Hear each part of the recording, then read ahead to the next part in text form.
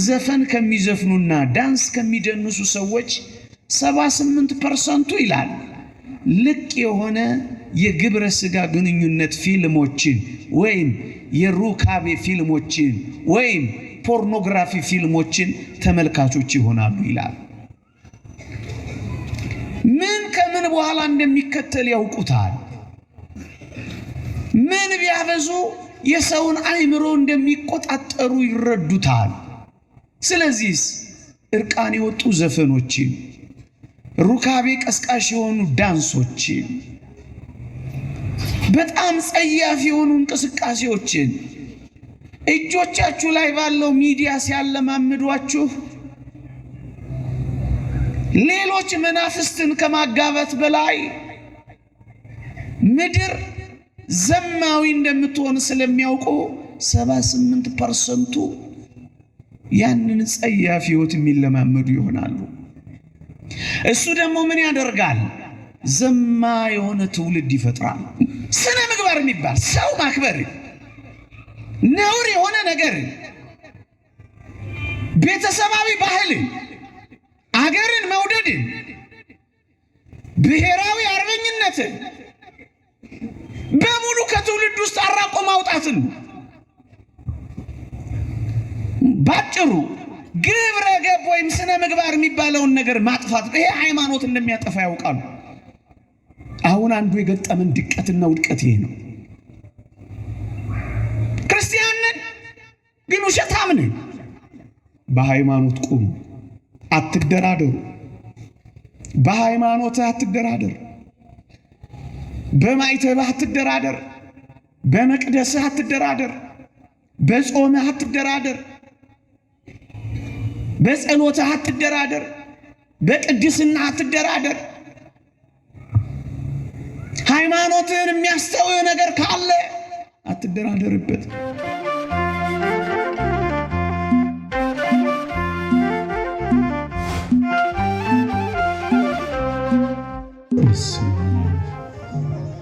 ወወልድ ወመንፈስ ቅዱስ አሃዱ አምላክ አሜን። የተከበሩ አባታችን ክቡራን መምህራነ ወንጌል፣ ዘማሪያን፣ የተወደዳችሁ ምዕመናንና ምዕመናት እንዲሁም ሕፃናት እንደምን ሰነበታችሁ? እንደምን አላችሁ? አሜን። በቸርነቱ የጠበቀን በአጸደ መቅደሱ የሰበሰበን ስሙን እንድንጠራ ቃሉንም እንድንሰማ የረዳን የአባቶቻችን አምላክ የእኛም አምላክ ልዑል እግዚአብሔር ዘላለማዊ ስሙ የተመሰገነ ይሁን። ለቀደምት አበው ለነቢያት፣ ለቅዱሳን ሐዋርያት፣ ለሐዋርያውያን አበው፣ ለሊቃውንት የገለጸውን ጥበብና ምስጢር ለሁላችንም ይግለጽልን። ከዚህች ዕለት ከጻድቁ አባታችን ከቅዱስ ዮሴፍ ከጻድቁ አባታችን ከአቡነ ሀብተ ማርያም እግዚአብሔር ከሚያውቃቸው እኛ ከማናውቃቸው ከአባቶቻችን ከእናቶቻችን በረከት ረድኤት ለሁላችንም ያሳትፈን። አሜን። እንደ እግዚአብሔር ቅዱስ ፈቃድ በዚህች ምሽት ወንድማችን መርሃ ግብር መሪው በጠቀሰው ርዕስና ሐሳብ ዙሪያ እንመካከራለን። የቤተ ክርስቲያን ፈተናዎችና መፍትሄዎች ልትሉ ትችላላችሁ። እግዚአብሔር ከሁላችን ጋር ይሁን። ሰፊ ብዙ ሐሳቦችን ማንሸራሸር የምንችልበት ርዕሰ ጉዳይ ነው። ግን ሁሉንም በቦታውና በጊዜው ማንሳት ስለሚገባ በቦታው የማይነሳውን በቦታው አናነሳው። ጊዜ የሚያስፈልገውን ለጊዜ እንተዋለን። እኛ ልናረጋቸው የምንችላቸውን በአቅማችን ግን እንደ መፍትሄ እግዚአብሔር ከረዳኝ ለመጠቆም እሞክራለሁ። እግዚአብሔር ከሁላችን ጋር ይሁን።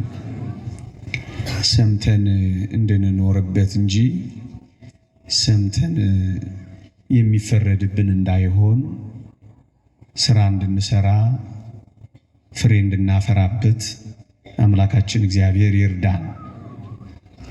በነገራችን ላይ በዚህ ጉባኤ መለስ ቀለስ ስል ዛሬ የምትሰሟቸውን አንዳንድ ጉዳዮች አንስቻቸውም ሊሆን ስለሚችል የበለጠ ማድመቂያ፣ የበለጠ ማስታወሻ፣ የበለጠ ትኩረት መስጫ አድርገን እንድናስበው ማሳሰብ እወዳለሁ። መጀመሪያ ከብዙ በጥቂቱ የዘመናችንን ችግሮች፣ ፈተናዎቻችንን ጥቂት ለማሳያነት አነሳለሁ። ከዛ በኋላ ምን ብናደርግ ጥሩ ነው የሚለውን እሱን ጠቁሜ አበቃለሁ። እግዚአብሔር ይርዳኝ።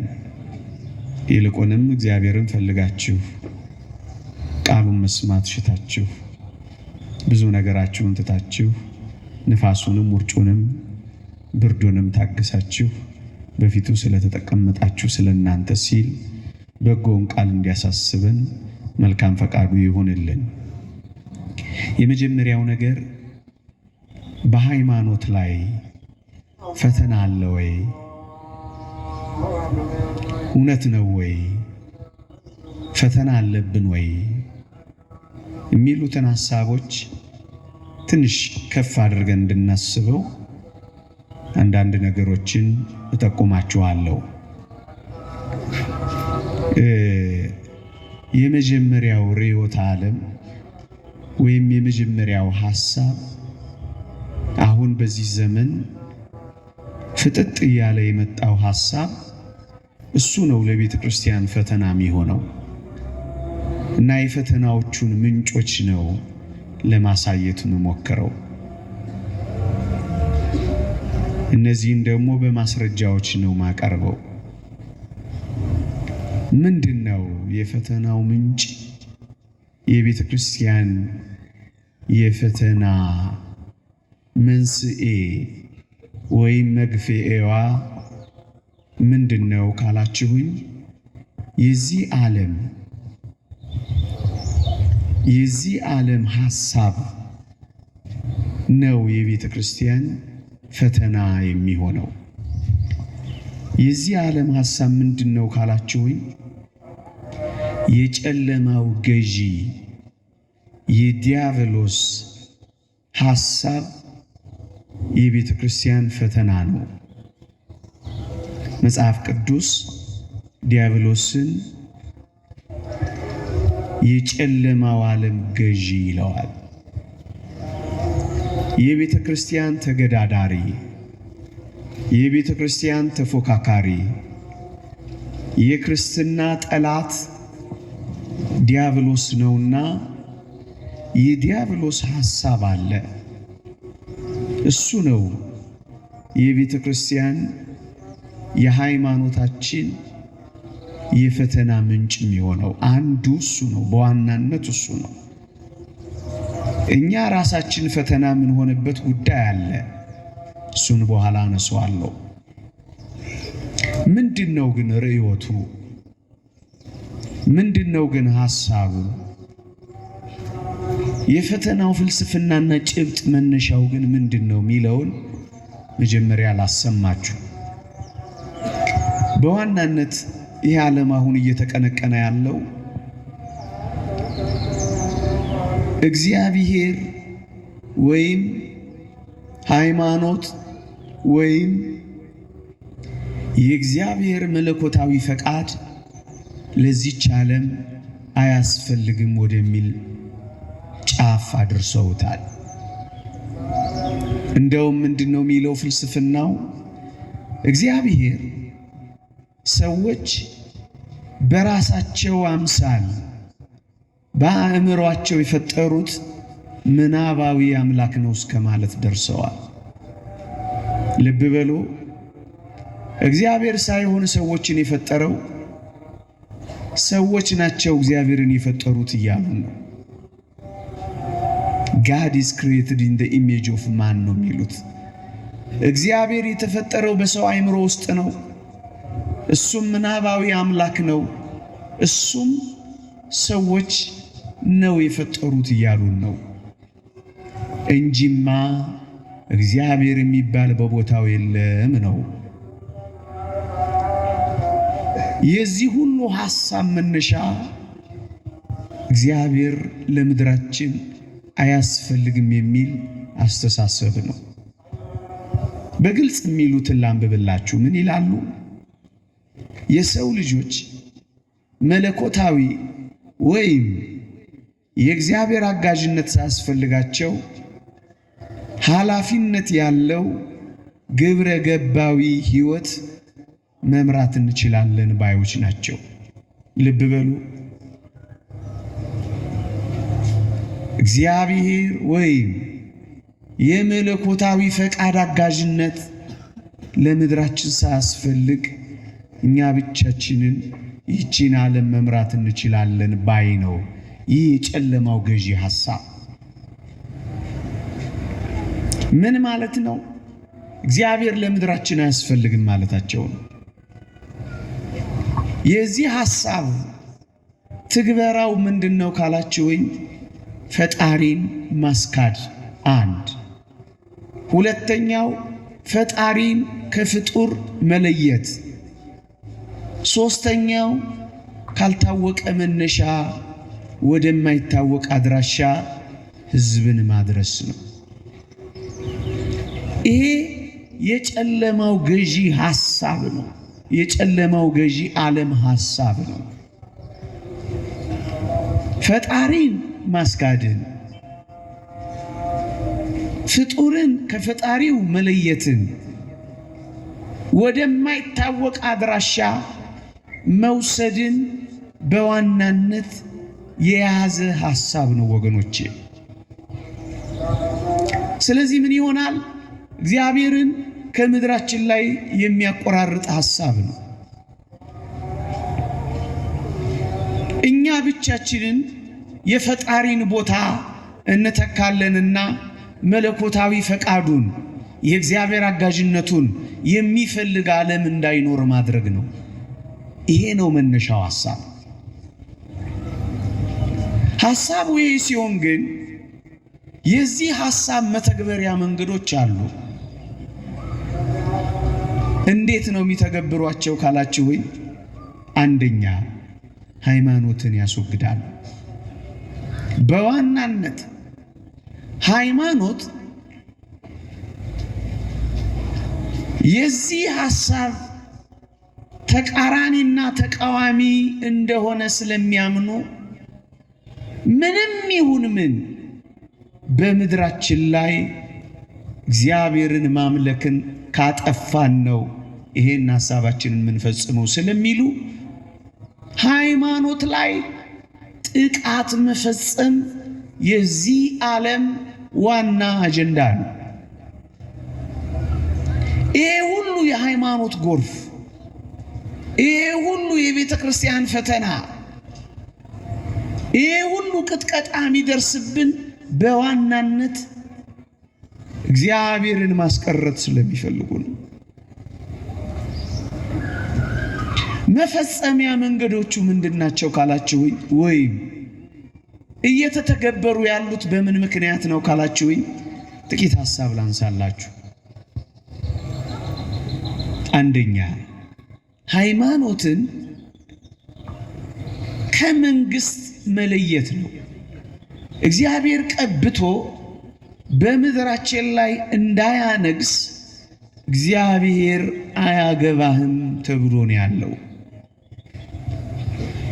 እግዚአብሔር እንዲመርጥልን ሳይሆን እኛ የምንመርጠው እንዲሆን ነው የሚፈልገው። ያም ባይሆን ደግሞ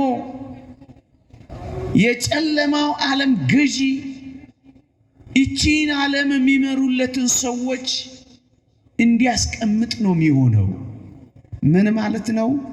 ሃይማኖት ከመንግስትነት እንዲወገድ ነው የተደረገው።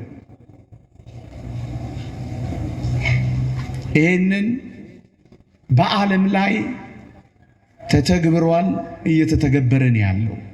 እግዚአብሔር አያገባውም በመምራት ዓለምን በማስተዳደር ተብሏል። አንድ ሁለተኛ ሃይማኖት ከስነ ትምህርት ተባሯል። በስርዓተ ትምህርት ውስጥ ምግባር ማስተማርን፣ እግዚአብሔር መኖሩን ማሳየትን በስርዓተ ትምህርት ወይም በካሪኩለም ስለ እግዚአብሔር ማወቅን ከስርዓተ ትምህርት ውስጥ ነው የተባረረው። ይሄ ምን መሰላችሁ? ሰው እግዚአብሔር መኖሩን እንዳያውቅ ወይም በአምልኮተ እግዚአብሔር የሚኖርበትን እድል ማጥበብን ያዙት። ብዙ ሰዓቱን ትምህርት ቤት ስለሚያሳልፍ በትምህርት መስጫ ቦታዎች እግዚአብሔር እንዳይኖር ነው የተደረገው። ለዚህ ነው ነጠላ ለብሶ ዩኒቨርሲቲ መግባት፣ ስርዓተ አምልኮትን፣ ጸሎት እንኳን መጸለይን፣ ጾም እንኳን መጾምን በዩኒቨርሲቲ ግቢዎች ማራቅ ልምምድ የመጣው ከዚህ ሳቤ ነው። እግዚአብሔር ጨርሶ በዛ ውስጥ እንዲታወስ ነው የማይፈልገው። ጾምን ጾም ሲባሉ የሚከለከሉት ለዚህ ነው። አንዳንድ ቦታ ላይ ከስነ ትምህርት ውስጥ እግዚአብሔርን በማባረር ይሄ ትግበራ በዓለማችን ላይ ይጫናል። ሶስተኛው ሰው በጣም ከሚከታተላቸው፣ ሰው ከሚወዳቸው፣ ሰው ከሚፈልጋቸው፣ የሰውን ልቦና ሰቅዘው ከሚይዙ ከኪነ ጥበብ ስራዎች እግዚአብሔር እንዳይነሳን የተፈለገው፣ ሃይማኖት እንዳይወሳን የተፈለገው፣ መግቦተ እግዚአብሔር እንዲረሳን የተፈለገው። እነዚህ ማስፈጸሚያ መንገዶቻቸው ናቸው።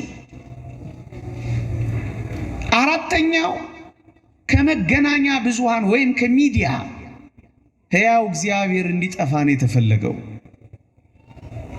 ስም እግዚአብሔር እንዳይጠራን የተፈለገው። ወገኖቼ እነዚህን በሙሉ ተመልከቱ። እግዚአብሔርን የሚፈሩ መሪዎች ካሉ ህዝቡን ስነ ምግባር ያስይዛሉ። እግዚአብሔርን የሚፈሩ ሰዎች ካሉ አምልኮተ እግዚአብሔር ያስፋፋሉ። ስለዚህ መሪዎች ከዚህ እንዲቆራረጡ ይደረጋል።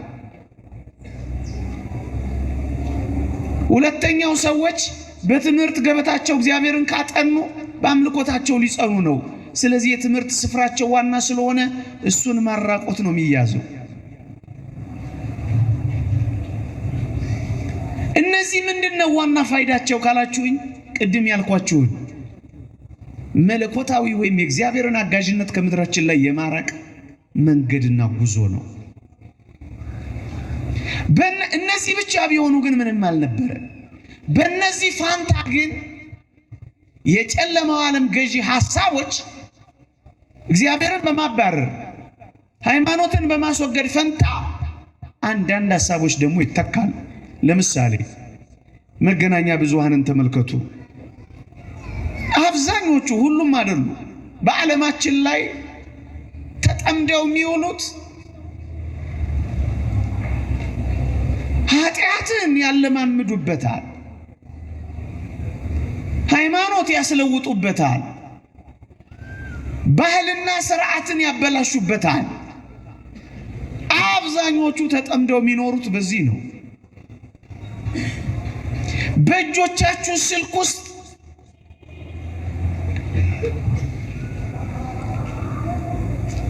ኃጢአት ማለማመድ አንድ ፕሮጀክት ስለሚሆን ሚዲያዎች ይህንን ጫና በትውልዱ ላይ እየፈጠሩ ያኛውን ከልክለዋል።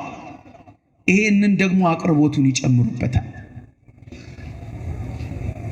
አያችሁ፣ ሃይማኖት ማስለወጫ፣ ምግባር ማጥፊያ፣ ባህል መሸርሸሪያ ያረጉታል። መልካም እሴትን ማባረሪያ ያረጉታል። ለዚህ ነው ወገኖቼ ብዙ ጥናቶች እንደሚሉት መረን የወጣ ዝሙትን፣ እርቃን መውጣትን፣ በጣም ብዙ ደሳስ የማይሉ ምግባራትን በማለማመድ ሰዎች እግዚአብሔርን ከመፍራት እሱን ከማሰብ ውጭ እንዲሆኑ ያለማምዱበታል። ሁለት ጥናቶችን ልንገራችሁ። በ2005 ዓመተ ምህረት የተሰራ ጥናት ምን ይላል? በጣም ዘፈን ከሚዘፍኑና ዳንስ ከሚደንሱ ሰዎች 78% ይላል ልቅ የሆነ የግብረ ሥጋ ግንኙነት ፊልሞችን ወይም የሩካቤ ፊልሞችን ወይም ፖርኖግራፊ ፊልሞችን ተመልካቾች ይሆናሉ ይላል። ምን ከምን በኋላ እንደሚከተል ያውቁታል። ምን ቢያበዙ የሰውን አእምሮ እንደሚቆጣጠሩ ይረዱታል። ስለዚህ እርቃን የወጡ ዘፈኖችን፣ ሩካቤ ቀስቃሽ የሆኑ ዳንሶችን፣ በጣም ጸያፍ የሆኑ እንቅስቃሴዎችን እጆቻችሁ ላይ ባለው ሚዲያ ሲያለማምዷችሁ ሌሎች መናፍስትን ከማጋባት በላይ ምድር ዘማዊ እንደምትሆን ስለሚያውቁ 78% ያንን ጸያፍ ሕይወት የሚለማመዱ ይሆናሉ። እሱ ደግሞ ምን ያደርጋል? ዘማ የሆነ ትውልድ ይፈጥራል። እሱ ደግሞ ምን ያደርጋል? ትዳርንና ቤተሰብን ያናጋል። እሱ ደግሞ ምን ያደርጋል? መረን የወጣ ነፃነትን ያመጣ። አያችሁ፣ አስበው ሃይማኖትን ባስወገዱ ፈንታ ወንጀለኞችንና ግድያዎችን በልጆች አእምሮ ውስጥ ይሰሩታል። አንድ ጥናት ስመለከት በቀን ብዙ ቻናሎችን እየቀያየረ የሚመለከት አንድ ሕፃን ልጅ 17 ዓመት እስኪሞላው ድረስ በቀን 50 ወንጀሎችን ከደርዘን በላይ የሆኑ ግድያዎችን እየቀያየረ የፊልም ቻናሎች ውስጥ ስለሚመለከት እስከ 17 ዓመቱ ድረስ ከ500,000 እስከ 800,000 የሚደርሱ ወንጀሎችን ያያል ይላል። ምን መሰላችሁ? ይህን ቀስ በቀስ በአእምሮ በማለማመድ እግዚአብሔርን መፍራትን ሳይሆን ግድያዎችን፣ ወንጀሎችን ምንም እንዳይመስሉን ሰው በመለማመድ እንዲኖር ያደርጉታል። ባለፈው ጠቅሼላችሁ ይሆናል። የዚህ ብራዚል ላይ የተሰራው ካርኒቫል አንዱ ምክንያት ይሄ ነው። ኪነ ጥበባዊ ስራዎችን፣ ሴጣንን ማጎልመሻዎችን፣ ክርስትናን ማሳፈሪያዎች አድርገው ይሰሯቸዋል። ለዚህ ነው የብራዚሉ ካርኒቫል ኢየሱስ ክርስቶስ ሲሸነፍ፣ ሴጣን ሲያሸንፍ የሰሩት። ይሄንን ስፖንሰር ያደረጉ እነ ዩሮ ኒውስ የተባሉ ትልልቅ ድርጅቶች ናቸው፣ ትልልቅ ሚዲያዎች ናቸው። ምንድነው ምድራችን ላይ የተፈለገው?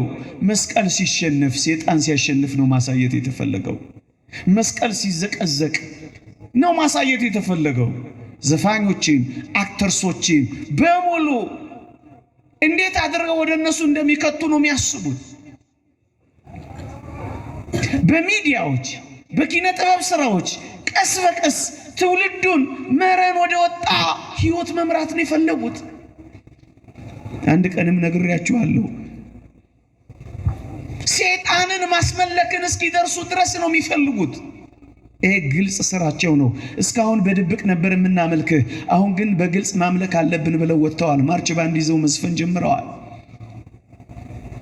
እስከ ዛሬ ኢየሱስ ኢየሱስ ይባል ነበር፣ አሁን ግን ሉሲፈር ሉሲፈር ይክበር መባል ጀምረዋል። ይህንን በአደባባይ ይዘው መውጣት ጀምረዋል። ይህንን በሚዲያ ይህንን በኪነ ጥበብ ይህንን በተለያየ ቅርጽ በዓለማችን ላይ ማስረጽ ነው የሚፈልጉት። የነዚህ ጫናዎች ነው ሃይማኖታችን ላይ ፈተና የሚያመጣው። ምናልባት ቀለል አድርጋችሁ እንዳታዩት። ለምንድነው ሃይማኖት ላይ ጫና የሚፈጠረው ካላችሁኝ፣ ብዙ ምክንያት ስላለ ነው። ፈተናዎቹ ከየት ነው የሚመጡት? ከዚህ ከሰይጣናዊ ሐሳብ ነው የሚመጡት። ኦገስት ኮምቴ የተባለ ሰው የተናገረውን ነገር ላንሳላችሁ። ምን ይላል?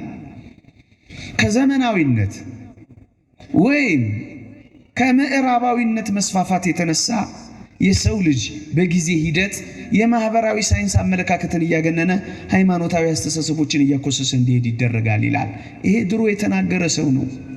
ይኸውላችሁ የምዕራባዊነትን ባህል ማስፋፋት አንዱ የፈተናችን ጫና ነው። በዚህ ዘመን በዘመናዊነት ስም፣ በሳይንስ ስም ሰዎች ሳይንስን እያገነኑ ዘመናዊነትን እያደነቁ ሃይማኖትን እያኮሰሱ እንዲሄዱ ነው የሚፈለገው። አንዱ የፈተናችን ምንጭ ይሄ የሆነ ነው። ወገኖቼ ሰው ሳይንስን በማድነቁ የተነሳ ሰው መሆንን እንኳን እስኪጠላ ድረስ ነው ያደረሱት።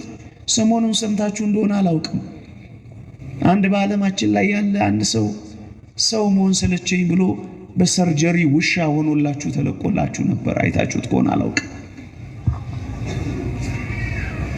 ሰው መሆንን ሰው እስኪጠላ ድረስ ነው አስተሳሰብ። ይኸውላችሁ ለዱር አራዊትና ለጫካዎች ትኩረት የሚሰጥ የእንግሊዙ ልዑል ምን እንዳላልሰማችሁ? ከእንግዲህ የመፈጠር እድል ቢገጥመኝ ሰው ሆኜ መፈጠር አልፈልግም፣ ውሻ በሆን ነው የሚሻለኝ ብሎ ነበር የተናገረው።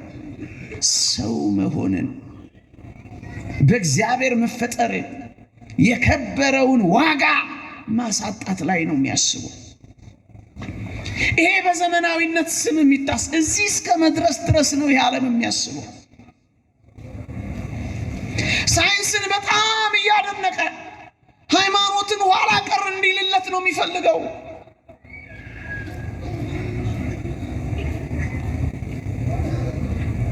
ለዚህ ነው ወገኖቼ ምስራቅ አውሮፓ ሳይንስን በጣም እያደነቀ ዘመናዊነት እየዋጠው ሲሄድ ሃይማኖትን ሀልወተ እግዚአብሔርን በመርሳቱ ምክንያት ምን እንደሚመጣ ውጤቱን ስለሚያውቁ 49% እግዚአብሔር የለሽ ሆኗል። እግዚአብሔር ይኑር አይኑር አያገባኝም ብሏል። አያችሁ፣ በምዕራባዊነት ባህል መስፋፋት ወይም በዘመናዊነት እሳቤ ወይም የማህበራዊ ሳይንስን አመለካከት በማግነን የሚመጣ ውጤት ሃይማኖት ኋላ ቀር እንዲሆን ነው የሚታሰበው። አንዱ ጫናችን ይሄን የመጣው ይውላችሁ።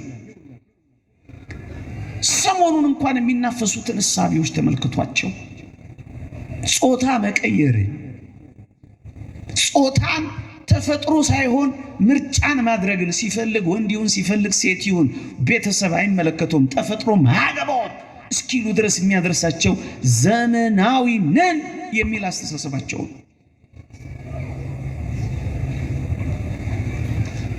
ይሄ ብቻ አይደለም። ፍቀዱልን አትፍቀዱልን፣ ህግ አውጡልን አታውጡልን፣ ህግ ቀይሩልን አትቀይሩልን የሚሉት የግብረ ሰዶማዊነት ሐሳቦች መንስኤያቸው ምንድነው ካላችሁኝ፣ ዘመናዊ በሚል እሳቤ ነው የሚገባው። ይሄ ፈተናችን እኮ ነው። አሁን ይሄ ፈተናችን ነው። እግዚአብሔርን በመጽሐፍ ቅዱስ እናምናለን፣ መጽሐፍ ቅዱስ እናመልካለን የሚሉት ሰዎች እንኳን ሳይቀር ምን ይላል? አንግሊካን ቸርች የሚባሉ አሉ እዚህ አሜሪካን ሀገር። ምን የሚል ሐሳብ ያስባሉ ይላል አንድ መጽሐፍ ሳነብ፣ በዚህ ዘመን ያለው ወጣት በእውኑ በመጽሐፍ ቅዱስ ላይ ያለውን እግዚአብሔርን ብንነግረው ሊያመልክልን ይችላልን የሚል ጥያቄ ሁሉ እስከ መጠየቅ ደርሰዋል። ምን ማለት ነው? ትውልዱን እንዴት አድርገን ነው መጽሐፍ ቅዱስ ላይ ያለውን እግዚአብሔር የምንነግረው ነው? ቸርቾቻቸው እንኳን የሚሉት ይሄንን ነው። ምን ሆኖ ነው? ዘመናዊነቱ ምን ሆኖ ነው? የምዕራባውያን ባህል አስተሳሰብ እየዋጣቸው ሲመጡ ቸርች የሚባሉት እንኳን የሉ። እንዴት አድርገን ግብረ ሰዶማውያን የቸርቻችንን አባል እናድርጋቸው ሆኗል ጥያቄያቸው። ይሄ አንዱ ፈተናችን ነው። በሚቀጥሉ ዘመናት መታገያችን አንዱ አጀንዳችን ነው ወገኖቼ። አሁንም ዘመናዊ በሚባሉ እሳቤዎች ብዙ ወጣቶቻችን እኮ እያጣን ነው።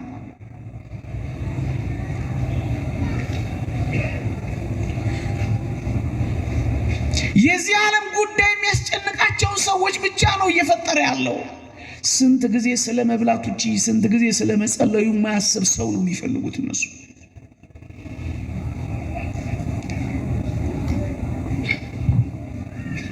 ማመንዘርን እንደ ጀብዱ የሚቆጥር ሰው ነው የሚፈልጉት እነሱ።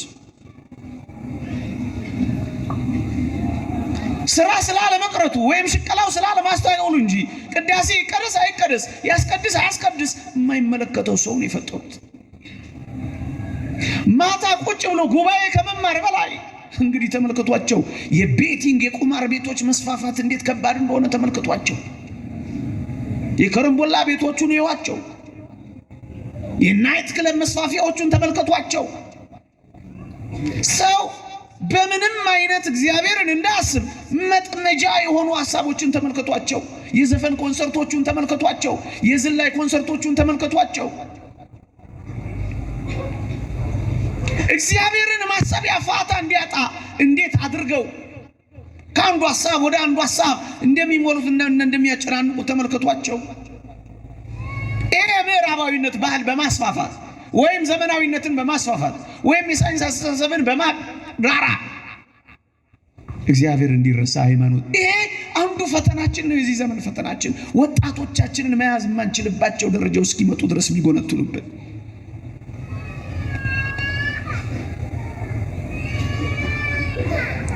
ወጣቶች ሃይማኖትን አስተሳሰባቸውን እንዲቀይሩ የሚያደርግ ብዙ ወጣቶች ሃይማኖትን የተሳሳተ አድርገው እንዲመለከቱ ማድረጋቸው፣ ብዙዎች ሃይማኖት መራቆትና መጨቆን አድርገው እንዲያስቡ፣ ብዙዎች ሃይማኖት እርግጠኛ ላልሆኑ መጻኢ ጉዳዮች ሲባል የነጻነትንና የደስታን ሕይወት መተውን አድርገው እስኪያሳዩቸው ድረስ ደስታን ማጣት አድርገው ተርጉመውታል። ነጻነትን ማጣት አድርገው ተርጉመውታል። መታሰር አድርገው ተርጉመውታል። እርግጠኛ ላልሆነው መጻኢ ጉዳይ መጨነቅ አድርገው ተርጉመውታል። ስለዚህ ወጣቶቻችን ያስኮበልሏቸዋል። ለዚህ ዓለም ጉዳይ ብቻ የሚያስቡና የሚጨነቁ አድርገው ሰርተዋቸዋል። የሚደርስባቸውን አስከፊ ውጤቶች ለወጣቶቻችን አይነግሯቸውም። ወገኖቼ ተርላ ደስታውን ፌሽታውንና ሰርፕራይዙን እንጂ የሚነግሯቸው ጉዳታቸውን አይገልጹላቸው። ትምህርቶች የስነ ህይወት የባዮሎጂ ትምህርቶቻቸው የሚያሳዩቸው መንፈሳዊ ሞራላዊ ገጽታውን ሳይሆን ስነ ህይወታዊ አሰራሩን ነው የሚያስረዷቸው። እርግዝናን እንዴት እንደሚከላከሉ እንጂ እንዴት እንደሚቀደሱ አያወሩላቸው።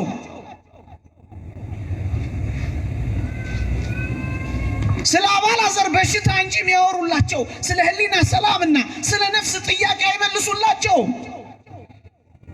ስለዚህ መረን የወጣ ነፃነትና ልምምድ ያሳዩቸዋል። ድንግልናን መጠበቅ ነውር ተደርጎ ያቀርቡላቸዋል።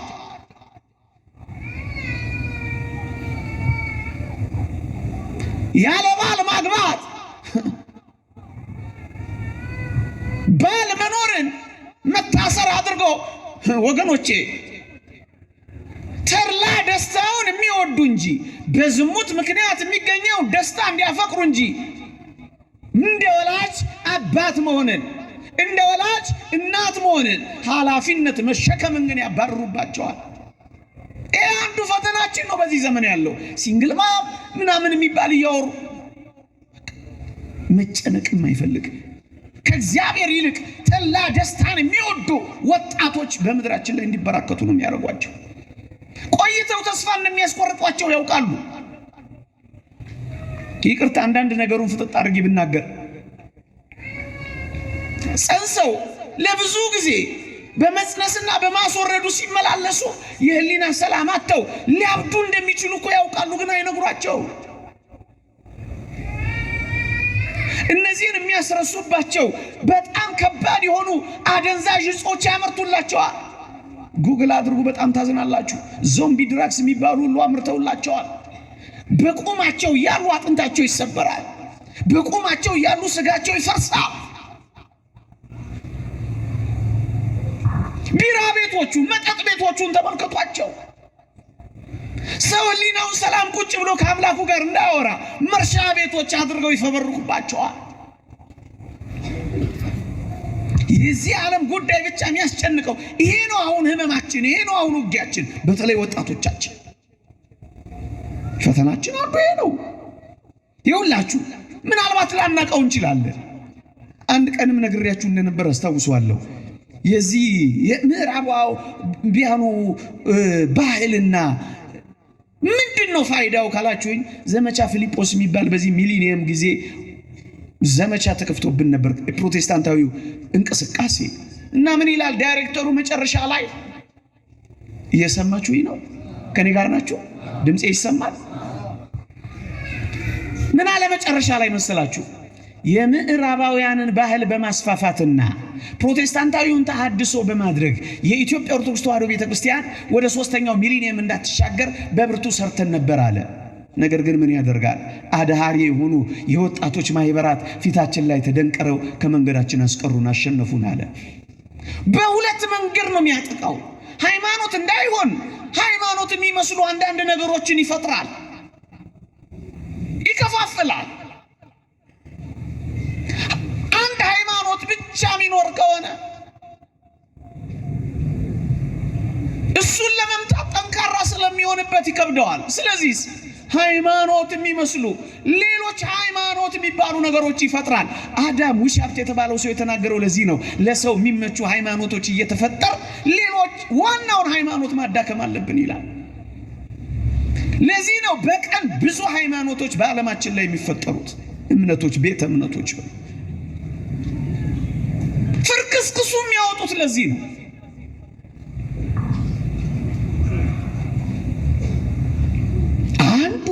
አንዱ ይሄ ነው። የምዕራባዊን ባህል ማስፋፋት ደግሞ አንዱ መንገድ ነው። በሁለቱ ቤተክርስቲያን ወደ 3ኛው ሚሊኒየም እንዳትሸጋገር ነበር የፈለግነው አለ። ወገኖቼ በጣም ዘፋኞች ስትሆኑ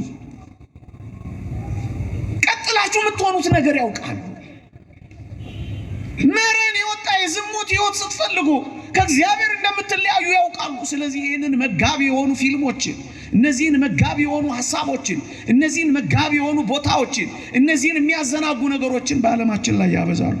እንደውም በዋናነት ትልቁ ፈተናችን አሁንና በሚመጡት ዘመናት ትልቁ ፈተናችን ለሰው ልጆች ምድራዊ ጉዳዮች የላቀ ቦታ መስጠታቸው ነው። ለምድራዊ ጉዳዮች ነው የላቀ ቦታ የሚሰጡት። መንፈሳዊውን ዓለም ነው የሚያስረሱ።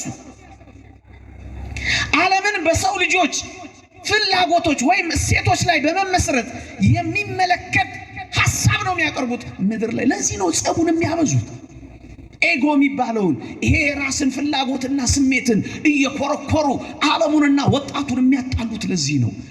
በቃ ትችላለህ አንተ በዓለምማ ካልኖርክም አንተ የለህም። ክርስትናን በስጋዊ ፍትወት ብቻ መቀየር ላይ ነው የያዙት። ላይ መስለን ይችላል፣ ግን ቀስ በቀስ ወደዚህ ህይወት ነው እየገባ ያለው ወገኖቼ። ፈተናችን አንዱ ይሄ ነው። የምዕራባዊነት ባህልና የዚህ የምንፍቅናው አብሮ ተባብሮ በቤተ ክርስቲያን ላይ የሚያመጣው ማዕበልና ንፋስ ነው። አሁን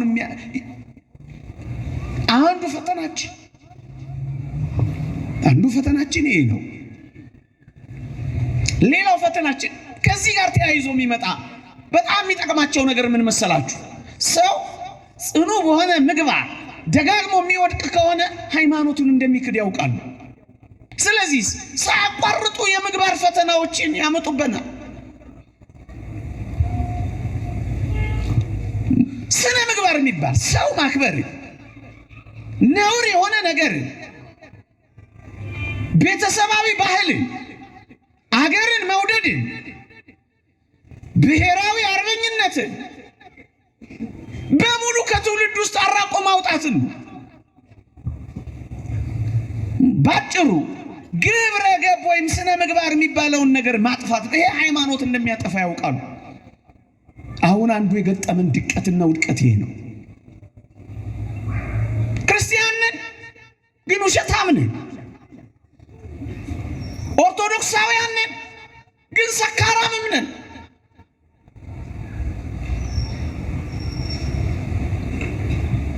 ማተብ አለን፣ ግን ደግሞ አመንዝሮችም ነን፣ ሌባም ነን።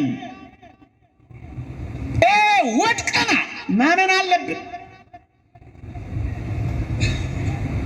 አይኑን አፍጥጦ እኛ አገልጋዮች ዘንድ እንኳን ደርሷል። የሚያሳፍረው ነገር ክብር ሆኗል። ስለ ምድራዊ ጉዳዮች ብለን የማንጥሰው የእግዚአብሔር ሕግ የለም። ይሄ ተዋርደናል፣ ወድቀናል። አሁን መመለስ ነው ያለብን። ብዙ ስነ ምግባራትን ጥሰናል። ይኸውላችሁ ክሌር ቻምበር የተባለ ሰው እንደውም ምን ይላል? የሰው ልጅ በባርነት ከመገዛቱ በፊት አስተሳሰቡ ከመንፈሳዊነት ወደ ስጋዊነት መሸርሸር አለበት ይላል። በዋናነት መንፈሳዊ ሕይወት ሲሸረሸር፣ ስጋዊነት ሲበዛ የሰይጣን ባርነት እየቀረበ እንደሆኑ ተረዱ ወገኖቼ። መንፈሳዊ ሕይወትን መሸርሸር አንዱ ፈተናችን ይሄ ነው። ይዘፍናል፣ ይዘምራል፣ ምንም አይመስለው። ሚስትም አለችው፣ ያመነዝራል፣ ምንም አይመስለው። ክርስትና በዓል ማድመቂያ ብቻ ይሆነዋል። እዛ በር ላይ ሆኖ ሚሳል መሳለሚያ፣ ወይ የሆነ ብር መላኪያ፣ ወይ የሆነ ቄጤማ መጎዝጎዣ፣ ወይ ዝም ብሎ ጉባኤ ብቻ መሳተፊያ። አይቆርጥም፣ አይጨክንም፣ አይለወጥም፣ አያደምጥም። ዝም ብሎ መሳተፍ ብቻ፣ ወደ መንፈሳዊ ልዕልናና ከፍታ ማድግ ብቻ፣ መተው የሚገባውን ማይተው ብቻ። መንፈሳዊነቱ የተሸረሸረ ስጋዊ ብቻ ይሁን። ሆዳቸው አምላካቸው፣ ነውራቸው በክብራቸው፣ ሐሳባቸው ምድራዊ ብቻ ይሆናል። ስለሚበላ፣ ስለሚጠጣ፣ ስለሚዝናናው ነገር ብቻ ነው የሚያስቡ። ጠዋት ተነስቶ ምን አይነት ቁርስ እንደሚበላ እንጂ እንዴት ያለ ጸሎት እንደሚጸልይ አያስቡ። እንዴት አድርጎ ቤት እንደሚሰራ የማይሸጠው የማይሰብረው ነገር የለም። ቤተ ክርስቲያንንም ሊሸጣት ይችላል። አንዳንዱ ምንም አይመስለውም፣ ተለውጧል። ውስጥ እግዚአብሔርን የማያውቀው እግዚአብሔር ሰዎች ያለው ያሰባኪ እውነቱ ነው። ሁላችን ምንድነው ከግብረ ገባዊነት ጽኑ የሥነ ምግባር ጉድለት ሲበዛ ሃይማኖታችን እስከ መካድ እንኳን ያደርሰናል። ይሄ ነው አንዱ ፈተናችን ወገኖቼ። እርቃን መውጣትን፣ አደገኛ ሞራል አልባ ማህበረሰብ መፍጠርን፣ ከእግዚአብሔር ይልቅ ተላ ደስታን መውደድን ማለማመድ ነው። ይሄ በጣም መረን ይወጣ፣ ምንም አይመስለው። ቀላል ሰው አረከኝ እንደ እኔ እኮ ይሄን ያህል ድራፍት ነው መጠጣው ይላል። ጀብዱ አድርጎ ያወራው 32 ድራፍት እኮ መጠጣ ነው። ቀላል ሰው አረከኝ። ይሄን እንድናደንቅለት ይፈልጋል። አንዱ ፈተናችን ይሄ ነው። ሌላኛው ብርቱ ፈተናችን ምንድን ነው? ሌላኛው ብርቱ ፈተናችን አለፍ እያልኩ ፈተናዎቹን ልነካካቸው ብዬ ነው። ሌላው ብርቱ ፈተናችን በዚህ ዘመን እየተከሰተብን ያለው ብርቱ ፈተናችን ምን መሰላችሁ? አታውቁትም ብዬ አይደለም። ይውላችሁ ከህብረታዊ አንድነት ይልቅ ግለኝነትን በጣም ነው የሚያለማምዱት። ግለኛ እንዲሆን ሰው ቋሚ የሆነ የህብረታዊ ህጎች ተንደው በግል እና በጥቂት ቡድኖች ብቻ የራሳቸውን ሐሳብ እያንቀነቀኑ የቤተ ክርስቲያንን አንድነት መናድ ላይ ነው የሚያተኩሩት። ቤተ ክርስቲያን ግለኝነትን አሽቀንጥራ ጥላ ህብረታዊ አንድነት ላይ የምታተኩር ቤተ ክርስቲያን ናት። አንድነት ላይ ነው የምታተኩር። የቤተ ክርስቲያን ህብረታዊ አንድነትን ለገዢዎች፣ ለየትኛውም ዘመን ገዢዎች ወገኖቼ ከህዝብ አንድነትና ህብረት የሚመነጭ ጉልበት ለመግዛት ስለማይመች የዓለም ርዕዮት መከፋፈል ነው፣ መለያየት ነው። ከማጥፋት በፊት ትለያየዋለህ። ለዚህ ነው የእንትን ቤተ ክህነት ተቋማዊ አንድነቷ ከማፍረስ በፊት የሚቀድመው ግላዊ ስሜት ወይም ጥቂት ቡድንተኝነትን በመፍጠር ዋናዋን ቤተ ክርስቲያን ከመግፋታቸው በፊት መገዝገዝ ነው። ከማጥፋታቸው ከመስበራቸው በፊት ማደብዘዝ ነው። ከመስበራቸው በፊት ዝቅ እንድታጎነብስ ማድረግ ነው። አንዱ በሽታችን አሁን ጽኑ የሆነብን ይሄ ነው። ይኸውላችሁ አንዳንዶች ወድቀዋል። የግል ቸርች፣ የግል ዶግማ፣ የግል መጽሐፍ ቅዱስ፣ የግል ትርጓሜ፣ የግል ቸርች ወድቀዋል ብዙዎች። አንዲቷ ቤተ ክርስቲያን ደግሞ በዚህ እንድትከፋፈል ይፈልጋሉ፣ በዚህ እንድትዳከም ይፈልጋሉ። በግልጽ የተናገሩም ሰዎች አሉ። ይሄ ነው አንዱ የዚህ ዘመን ፈተናችን። ዘራችንን፣ ቀለማችንን፣ ቋንቋችንን፣ ፊደላችንን ምክንያት እያደረጉ ጥቂት መቀያየማችንን እንደ ትልቅ ቁም ነገር እየቆጠሩ ጥቂት ጉድለታችንን እንደ ትልቅ ሽንቁር እየፈቀፈቁ እያሰፉ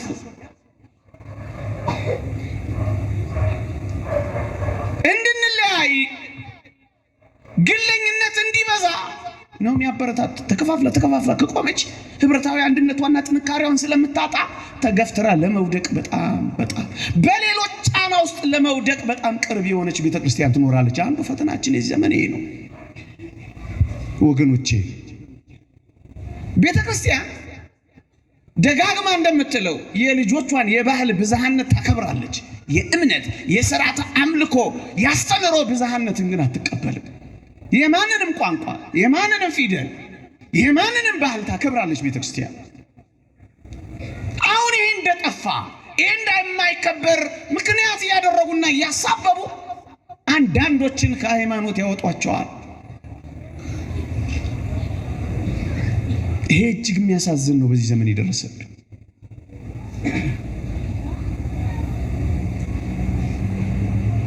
ኩላዊቷን ቤተክርስቲያን የሁሉ የሆነችዋን ቤተክርስቲያን በየብሔሩ ልክ የሚያጠብና የሚያሰፋ ወንጌልን ማዕከል ያደረገ ሳይሆን ብሔር፣ ቋንቋ ወይም ቦታ ምክንያት ያደረጉ ሐሳቦች ሲመጡ ፈተና የሆነብን ለዚህ ነው አሁን የታመምነው። ይሄ በዓለማችን ላይ የተወገዘ አስተሳሰብ ነው። በ1872 ዓመተ ምህረት ብሔር ተኮር ሃይማኖታዊ ስብከት ኤትኖፊሊቲዝም ይሉታል። በምስራቃውያን ዘንድ የተወገዘ ነው። ጉዳት አድርሶባቸው የተወገዘ ነው። አንድነቷን የሚያጠፋሉ። ደጋግመን እንዳልነው እንዴ ዘርን፣ ከለርን፣ ነገድን፣ ቋንቋ ሳንቆጥር አይደል እንደኛ ገብረ መንፈስ ቅዱስ የምንለው አርሴማ የምንለው እንኳን መልዕልተ ብሔር መልዕልተ ሀገር ናት። ሃይማኖት ቤተክርስቲያን ሀገር አይገድባትም፣ ድንበር አይገድባትም። የክርስቶስ ፍቅር ያለ ባህል ልዩነት የተሰበከ፣ ያለ ድንበር የተሰጠ፣ ያለ ቋንቋ የተሰበከ፣ በኢየሩሳሌም፣ በይሁዳ፣ በሰማርያ እስከ ምድር ዳርቻ የተሰጠ ትምህርት ከነበረ ምን ሊያግደው ይችላል? ይሄንን ነው እየሰበሩብን ያሉት፣ እያቀያየሙን ያሉት።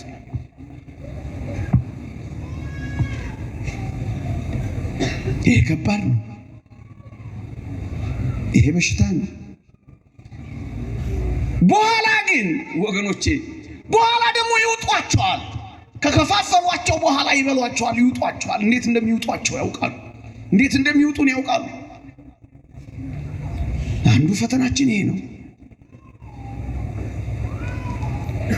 በሃይማኖት ውስጥ ያለ ዘረኝነትንና ጽንፈኝነትን በመመገብ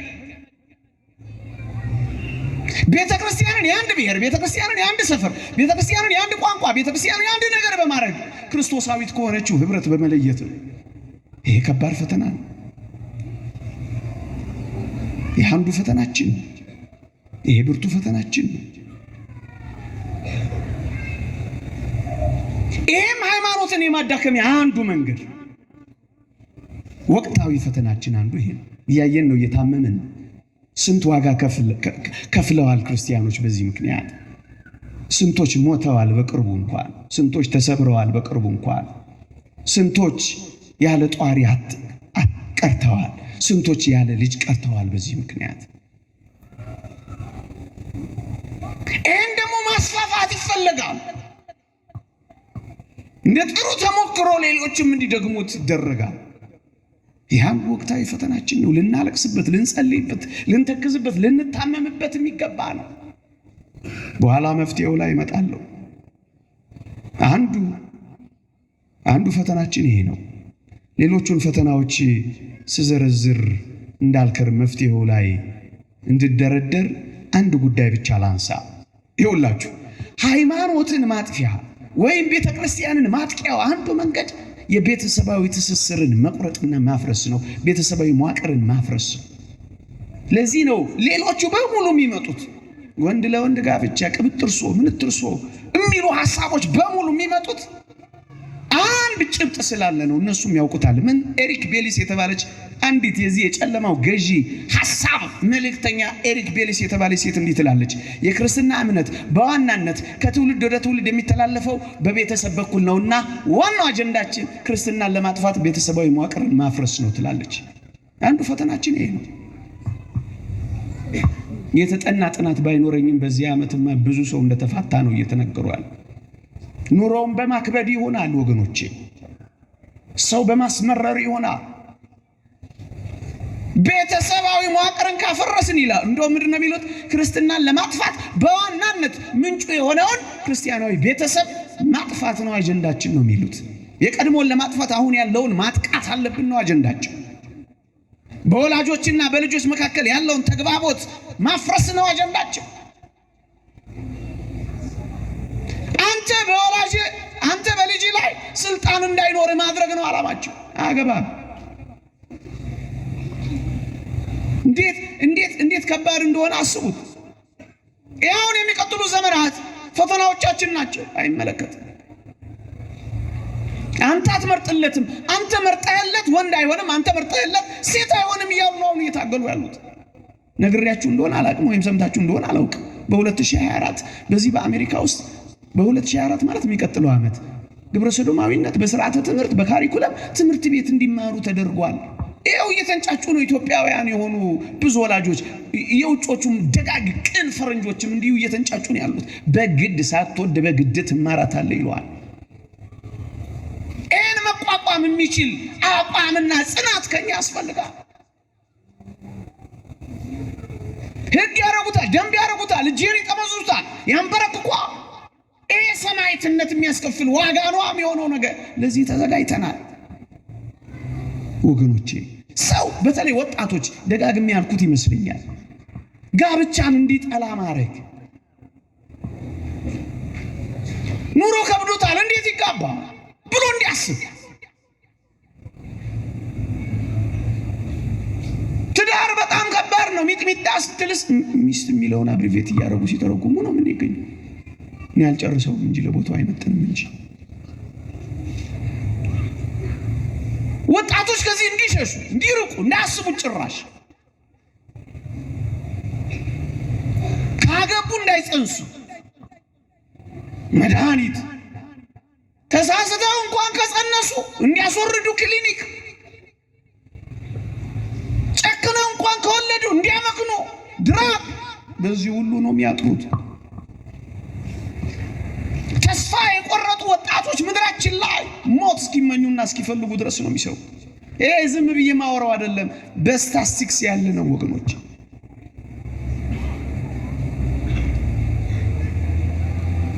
ቤተሰብን ሲቆርጡ ሃይማኖትን እንደሚቆርጡ ያውቃሉ። የወላጅን ኃላፊነት ከልጆች ላይ ማስወገድ፣ ከወላጆች መንጠቅ፣ ያለ ወላጅ ስምምነት የ12 ዓመት ልጅ የፈለገውን ያደርጋል ማለት። ሁሉን አቀፍ የጾታ ትምህርት ይላሉ እነሱ፣ ኮምፕሬሄንሲቭ ሴክሹዋል ኤጁኬሽን ይላሉ። ማኑዋል ሃውቱ እንዴት አድርጎ ሩካቤ እንደሚፈጽም ማኑዋል እስከ መስራት፣ እንዴት አድርጎ ሩካቤ በ12 ዓመቱ እኮ። አሁን ብቻ አይደለም በሚቀጥሉ ዘመናት የሚመጣብን ፈተና ነው ወገኖች። እንዴት እንቋቋመው ወይም እንዴት ይሁን መፍትሄው? ይሄ ብቻ አይደለም፣ እጅግ በጣም ብዙ ነገርን ማንሳት እንችላለን። እናንተን ላለማድከም ችግሩ ቋጠሮ ከእይታችን አራቀም፣ ቁልፉም ከመዳፋችን ነው እንጂ ደግነቱ ምን እናድርግ? ጥቂት ሐሳቦችን ላንሸራሽርላችሁ። የዓለማዊነትና የዘመናዊነት ሐሳቢዎች ፈተናዎቻችን ናቸው። ፖለቲካዊ ርዕዮተ ዓለም ፈተናችን ነው። የምዕራባዊነት ባህል ተጽዕኖና ፍልስፍናው ፈተናችን ነው። በዚህ ዘመን ኦርቶዶክሳዊ ጠልነት ፈተናችን ነው። ኦርቶዶክስ አያስፈልግም እስከ ማለት የሚደርስ እሳቤ።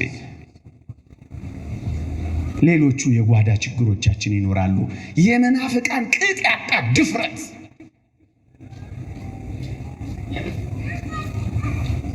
ከአንዳንድ ቦታዎች ጋር አብሮ ተዋህዶ ተጋብቶ መስራት፣ ትንቢት እስከ መናገር መድረስ፣ መቅደሳችን እስከ መግባት ድረስ መዳፈር፣ እነዚህ ፈተናዎቻችን ናቸው። ምንድን ነው ግን ልናደርግ የሚገባው? ወይም መፍትሄዎቻችን ምን ሊሆኑ ይገባል? እነሱን የምታውቋቸውን ነው። ጥቂት ነገሮችን ልበልና ላብቃ። ከኔ ጋር ናችሁ? መልካም። በእኛ ደረጃ ብዙ መፍትሄዎችን ማምጣት እንችላለን። በእኛ ደረጃ ያሉትን ብቻ ለመነጋገር ያክል ነው፣ ለቦታው ለጉባኤም እንዲሆን። የመጀመሪያው ነገር ኦርቶዶክሳውያን በኑሯችን ሁሉ በጉዟችን ሁሉ ቅድሚያ እንድንሰጠው የሚያስፈልገን ሃይማኖታችን፣ የሰማያዊ ሕይወታችን ነው። ጌታ በምድር ላይ በመጨረሻዎቹ ዘመናት ሲገለጥ በዚህ በሉቃስ ወንጌል ምዕራፍ 18 ቁጥር 18 ላይ እንዲህ ብሎ ተጽፏል። ጌታ ዳግመኛ በምድር ላይ ሲመጣ ሃይማኖት ያገኝ ይሆንን ይላል። እነዚህ ሐሳቦች በሙሉ ነው ሰውን ከሃይማኖት ጥርቅ አድርገው የሚወስዱት። እምነት ያገኝ ይሆንን ይላል። እምነት ካላቸው ጋር እንድንቆጠር፣ ጌታችን ሲመጣ ከሱ ጋር ለዘላለም እንድንኖር፣ የዚህ ምድር ሰዎች ብቻ ሳንሆን የዘላለም ሰዎች እንድንሆን፣ በደረቱ ታቅፎ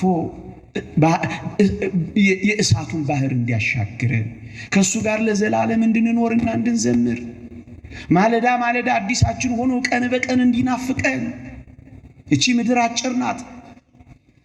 ዘመን የማይቆጠርለት ልኬት የሌለው የዘላለማዊ ሕይወት ርስት ወራሾች እንድንሆን በሃይማኖት ቁሙ። አትደራደሩ። በሃይማኖት አትደራደር። በማይተብህ አትደራደር። በመቅደስህ አትደራደር። በጾምህ አትደራደር። በጸሎትህ አትደራደር። በቅድስና አትደራደር። ሃይማኖትን የሚያስተውህ ነገር ካለ አትደራደርበት።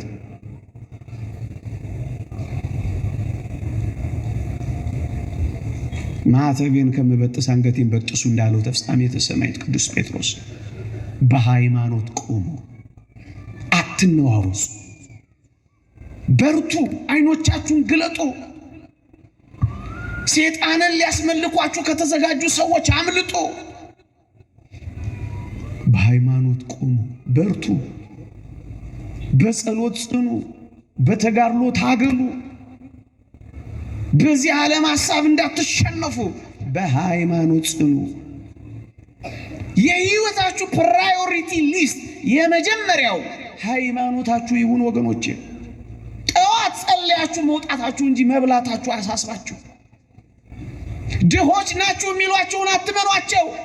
የክርስቶስ ከሆናችሁ እግዚአብሔርን የምር ካመለካችሁ በንጽህና ለመኖር ከታገላችሁ እናንተ ባለጠጎች ናችሁ። መቸገርህን አምናለሁ አውቃለሁ፣ ነገር ግን ባለጠጋ ነህ ነው ያለው። አትስሟቸው፣ ሆዳ ይባሳችሁ። በሃይማኖት ቆሙ፣ ጽኑ፣ ታገሉ። እናንተ እግዚአብሔር ናችሁ። ሃይማኖታችሁን አስቀድሙት። የዘላለም መንግስታችሁን አስቀድሙት። አንድ ያደረጋችሁን አስቀድሙት። የሚያጠፋችሁን ሳይሆን ያለመለማችሁን ጌታችሁን አስቡት። የሚገሏችሁን ሳይሆን ሕይወት የሚሰጧችሁን አስቡት።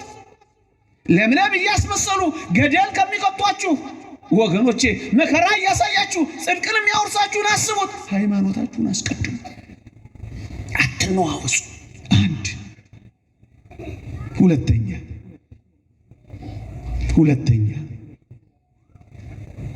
ቤተሰባዊ አንድነታችሁን ጠብቁ። ህብረታዊ አንድነታችሁን ጠብቁ። እነዚህ ሁለቱ በጣም ጥልቅ ሐሳቦች ናቸው።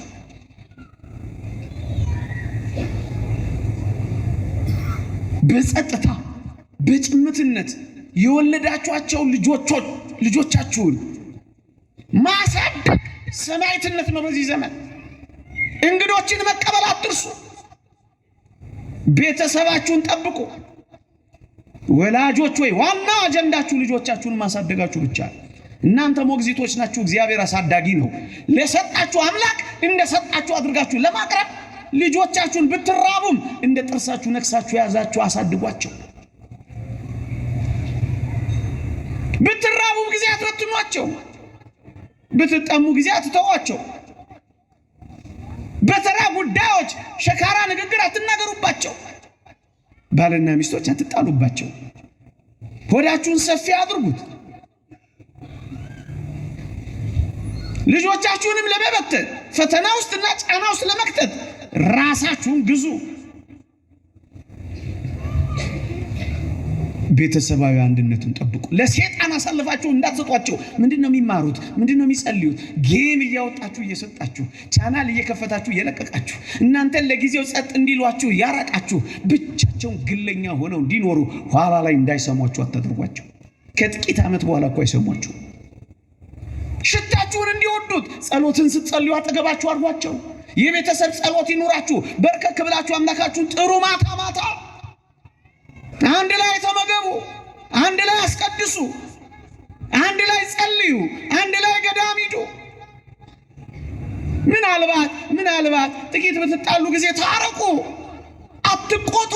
የእናንተ ቁጣ ጽድቅ አይሰራም። ተፋቀሩ። ወጣቶች ሆይ ስለ ንጽህናችሁ ስትሉ እግዚአብሔርን ደስ ለማሰኘት ዛሬ ያላችሁን ፈተና ታገሱ። ስለ ዝሙት ጠንቅ አግቡ እንጂ ሌላ ነገር አታድርጉ። እግዚአብሔርን ጠብቁት እንጂ በራሳችሁ መንገድ ሄዳችሁ አትጸንሱ፣ አትውለዱ።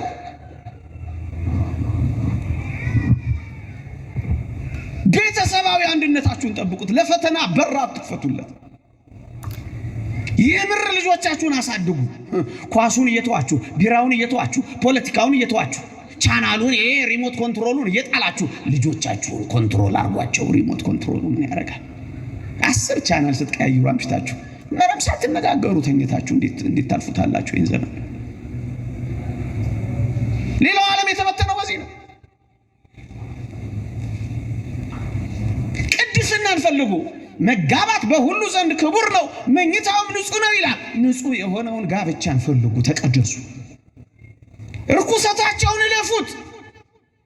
መጋባትን የሚነቅፉትን ጣሏቸው። የዘመኑን ርኩሰት ተጸየፉ፣ አትተባበሯቸው። ጸልዩ። ይሄ ደግሞ እንዲያድርብን። ሶስተኛው ከመጎብጀት ተጠበቁና ኑሮዬ ይበቃኛል ማለት ልመዱ። ከጎመጀ ያሸንፈዋል። ስስታም ከሆንክ ትሸነፋለህ። ገንዘብ ወዳጅ ከሆንክ ያንበረክኳል። የዓይን አምሮቱን የልብ ምኞቱን በዓለም ላይ ሞልተውታል። እንዴት ያማልላል መሰላችሁ ዓለሙ። በዓይን ሙሉ አትያት። በክርስቶስ ቁስሎች መካከል ካየሃት ትታመማለች እሷ፣ አንተ ግን ትፈወሳለህ። በሙሉ ዓይን አትያት፣ ገረበብ አድርገያት። እንደውም ከቻልክ ናቃ። ከዚህ በላይ ዓለም እንዳለ አስበተዋት። የዓይን አምሮት የልብ ምኞት እንዳይፈትን ልብህን ጠብቀው። በቃሉ ጠብቀው፣ በጸሎት ጠብቀው፣ በቅዳሴው ጠብቀው፣ በገዳሙ ጠብቀው፣ በጾሙ ጠብቀው።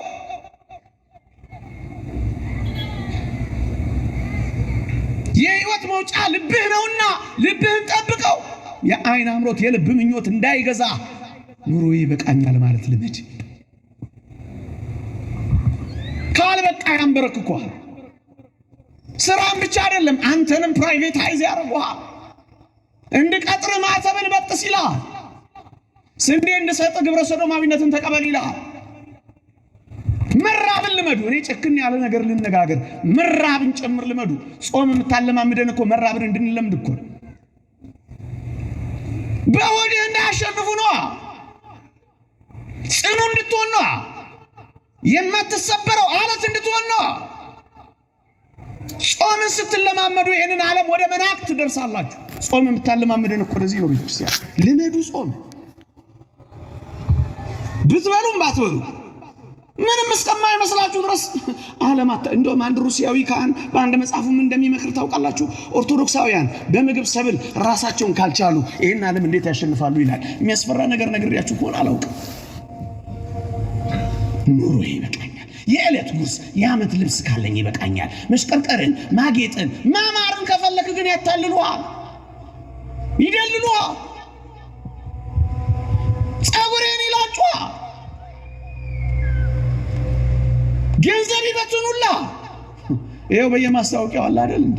ደግሞ ነገረኝ እንዳትሉኝ እንጂ ስወጣ ጠብቃችሁ እንደማትሉኝ ተስፋ አደርጋለሁ። ኑሮ ይበቃኛል ከመጎንጀት ተጠበቁ። ልከኛ ኑሮ መኖር ልመዱ። ምንም ነገር ስለ ገንዘብ ብላችሁ እንዳትስቡ። ስጣቱ ብርቃችሁ ሳይኖራችሁ ድንቅ እንዳይመስላችሁ። እናንተ ብቻ አይደለም ጌታችን እንኳን ተርቦ ተጠምቶ አይደል የኖረው? ቅዱሳን ሐዋርያትስ ምን ነበራቸው? ለሱ ከተዘጋጃችሁ ታሸንፋላችሁ። ሶስተኛው ማህበራዊም ፖለቲካዊም ተሳትፎ በምድራችን ላይ ማድረግ አለብን። አንዳንዶችን እርዱ። ማህበራዊ ተሳትፎ ይኑረ። ህዝብን ማገልገል ከሆነ ህዝብን የምታገለግሉበት የትም ቦታ ቢሆን ራሳችሁን አነቃቁና አገልግሉ። ከሜዳው ከራቅ ተጠቂት ሆናል። ከመጫወቻው ቦታ ከጠፋ ይጫወቱብሃል። ይህን ባልናገር ፍርድ ስለሚሆንብኝ ነው የምናገር። ምችል ጸጋው ያላችሁ፣ ክህሎቱ ያላችሁ፣ ትምህርቱ ያላችሁ፣ ዝግጅቱ ያላችሁ ህዝብን ለማዳን ቤተክርስቲያንን ለመታደግ የምታገለግለው ደግ ህዝብ እንዲሆን ጨካኝ አትሆንም አንተ። ሌባ አትሆንም አንተ። ክርስቲያን ነህ። ፍትሃዊ ሀብት ማከፋፈል ይኖርሃል አንተ።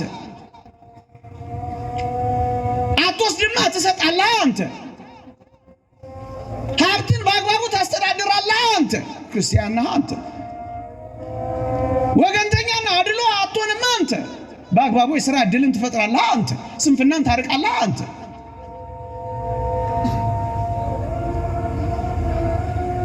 ክፉ ቃል አትናገርም አንተ። ዘረኛ አትሆንም አንተ። ሰባሪ አትሆንም አንተ። ምክንያቱም አንተ ክርስቲያን ነህ። አንተ ክርስቶሳዊ አእምሮ ነው ያለህ። አገልግሉ። ደግሞስ ስራ ስሩ። ኢኮኖሚያዊ አቅማችሁን አጠናክሩ እና ተደጋገፉና ተረዳዱ። 3 ጊዜ የሚበላ 2 ጊዜ ለሚበላ አካፍሉ። 2 ጊዜ የሚበላ 1 ጊዜ ለሚበላ ይስጠው። የክርስቶስን ገንዘቦች ሁሉ ጭርስ እያደረጋችሁ አትብሉ ባካችሁ። በማጣት ምክንያት ሴተኛ ዳሪ የሚሆኑ ለቋንቋዬ ይቅርታ አድርጉልኝ፣ ገላቸውን የሚሸጡ ብዙ ምስኪን እህቶቻችን አሉ። ከቻላችሁ አድኗቸው። ሰብሰብ በሉና አንድ ማህበር መስርቱና እነዚህ እህቶቻችንን እስኪ አውጧቸው። ይኸው አውቶቡስ ተራ ሂዱ፣ ይኸው ጊዮርጊስ ሂዱ። ይኸው አብደው ዝናብ የሚወርድባቸው ምስኪኖች እኮ ብዙ ናቸው። ምን ቃላት ይገልጸዋል? አሁን ክርስትና አለ። ይሄ ሁሉ ጉባኤ ምን ያደርግልናል? ደግሞ ጠፉት ማለት አይደለም። አንቱ ድግሶቻችንን እስኪ ተመልከቷቸው። የበዓላት ድግሶቻችንን እስኪ ይዋቸው። የሰርግ ድግሶቻችን እንኳን ናቸው። ማተባቸውን አስረው ቤንዚን የሚስቡ ስንት ናቸው? እዚህ ሜክሲኮ ብሔራዊ ቲያትር እስኪ ሂዱ። ሰብሰብ በሉና አቅኗቸው እንጂ። ይሄው አንድ ቢኒያም በለጠ አይደል እንደ 7000 8000 ሰው የተሸከመው አንድ ምስኪን ሰው የጎበጠው። አንድ ደሃ አለ የምትረዳው አንተ፣ የምታጎርሰው አንድ ምስኪን አለ። የዓመት ልብስ የምታለብሰው ልብስን የምታካፍለው አለ።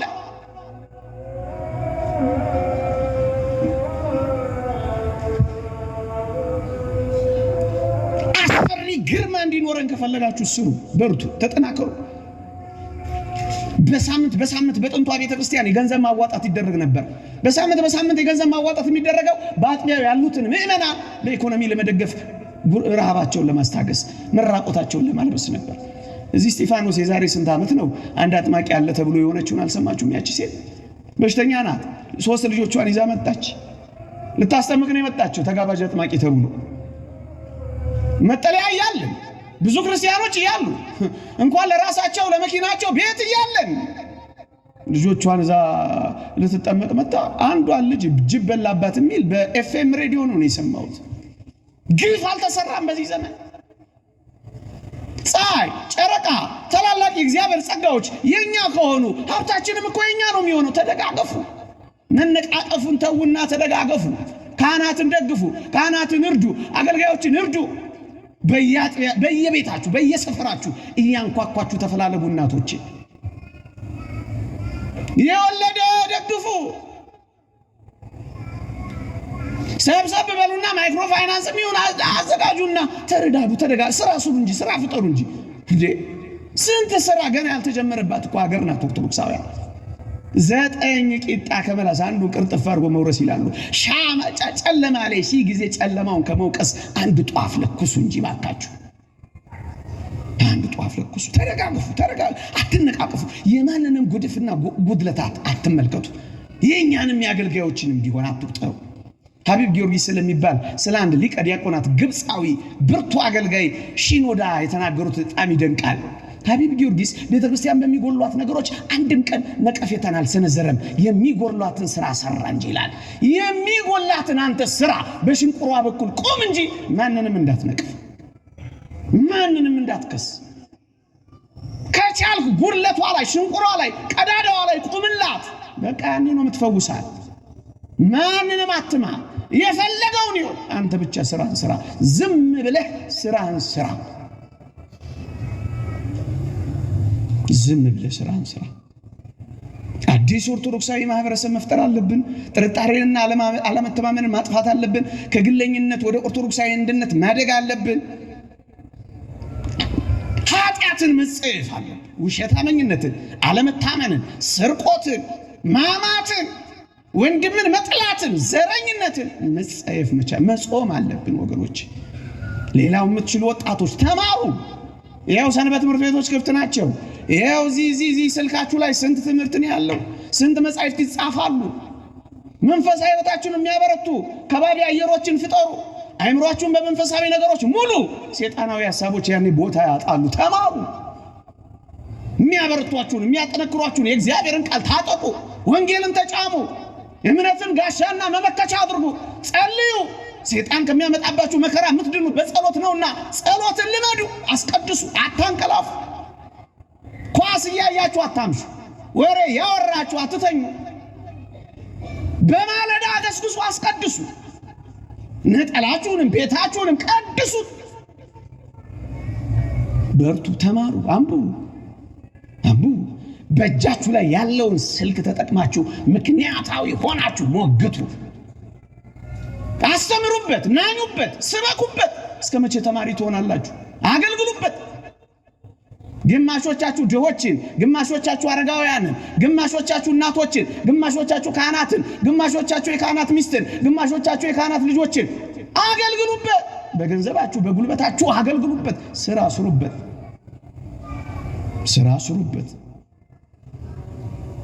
ጸጋ ያላችሁ ኪነ ጥበባዊ ጸጋ ያላችሁ ካላችሁ ኑና ስራ ስሩበት። ግጥም ግጠሙበት። መዘምራንን አገልግሉበት። ፊልም ከሰሩት ትውልዱን ፊልም እየሰራችሁ ለጽድቅ አብቁት። ባካችሁ ስሩበት። አሁን ከባዱ ትግልና ማርሹ ተቀይሯል ወገኖች በዓለም ላይ እና በርቱ። በጣም ብዙ ትግል ይጠይቃል። ግን ወገኖቼ ይህን ሁሉ የምናወራው የእግዚአብሔር ረድኤትና ቸርነት ረስተን አይደለም። ቁርጡ ነገር ሲመጣ የሚለየው የኢትዮጵያ ኦርቶዶክስ ተዋሕዶ ቤተክርስቲያን አስደናቂ ምእመናን አላት። ቁርጡ ነገር ሲመጣ ምን እንደሚሆን እናውቃለን። መንፈስ ቅዱስ ያስጨክነናል፣ ያበረታናል። ግን እስከዛ ድረስ እንደ ሰው መታገል ግን አለብን። ይቆይ።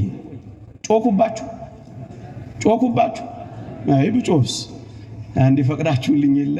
እግዚአብሔር በሃይማኖት ያጽናል፣ በምግባር ያበርታል፣ መከራችንን ያቀልልን፣ ከፈተናችን ያውጣል። አጽራረ ቤተክርስቲያን ያስታክስልን፣ ተዋሕዶ ሃይማኖታችን ይጠብቅልን፣ ኢትዮጵያ ሀገራችንን ሰላም ያደርግልን። ለመሪዎቻችን ለአገልጋዮቻችን በሙሉ እግዚአብሔር በጎ ማሰቡን እግዚአብሔር አምላካችን ይስጥልን። ይቆየን።